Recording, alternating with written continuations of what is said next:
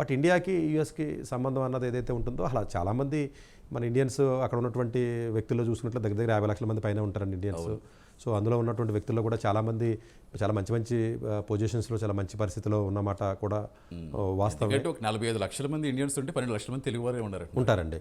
So అందులో చాలామంది H1s మీద ఉన్నవాళ్ళు కానివ్వండి, లేకపోతే ఓపీటీస్లో ఉన్నవాళ్ళు, లేకపోతే ఇలాగ సిపిటీ మీద రకరకాల వేసాల మీద ఉన్నవాళ్ళు కూడా ఉంటారండి. అందరూ కూడా ఏమి గ్రీన్ కార్డు ఉన్నవాళ్ళు కూడా ఉండరు.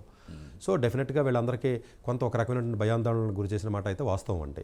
సో కాకపోతే ఏంటంటేనండి ఈ డిసిషన్స్ తాలూకా పూర్తి వివరాలు ఇంకా రాలేదు. అంటే మేబీ తర్వాత వీళ్ళు మళ్ళీ కోర్టుని ఆశ్రయించడం కానీ, లేకపోతే బర్త్ రైట్కి సంబంధించి కానీ ఇంకోటి కానీ ఇవన్నీ ఇంకా క్లారిటీ ఇంకా రాలేదు. బట్ ఒక రకమైనటువంటి ఫీల్ ఉందంటే, బట్ నా అండర్స్టాండింగ్ అయితేనంటే H1 వీసాకి సంబంధించి నాకేమనిపించింది అంటే, ఎందుకంటే నేను ఎప్పుడు కూడా ప్రీమియర్ కాలేజెస్కి కానీ లేకపోతే మంచి క్వాలిటీ ఉన్నటువంటి కాలేజెస్కి వెళ్ళి చదువుకోండి, స్కిల్ కొంచెం బాగా డెవలప్ చేసుకోండి, అక్కడికి వెళ్ళిన తర్వాత ఏదో పార్ట్ టైం జాబులు చేద్దాం లేదా డబ్బులు సంపాదించి ఇంటికి పంపిద్దాం అని చెప్పి ఏదో ఫేక్ సర్టిఫికేట్లు పెట్టి వెళ్ళడం ఇలాంటివి ఎక్కువ చేస్తూ ఉంటారండి. మన ఇండియన్స్ చేస్తూ ఉంటారు, అందులో తెలుగు కూడా ఎక్కువ చేస్తూ ఉంటారు. మన ఏవేషన్కి ఆవేశం ఒప్పుకోవాలండి.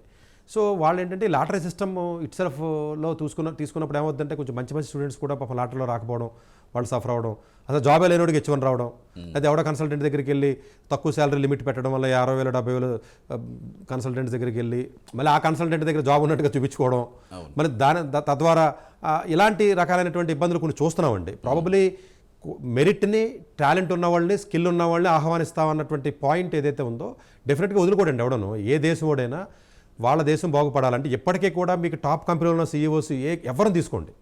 చాలామంది అదర్ దాన్ యూఎస్ వాళ్ళు ఎవరు ఉండరండి. ఇంకా కొత్తగా నేను అకాడమికల్గా నేను ఉన్నాను కాబట్టి ICPC అని ఉంటుందండి, ప్రోగ్రామ్ కాంటెస్ట్ అంటారు దాన్ని.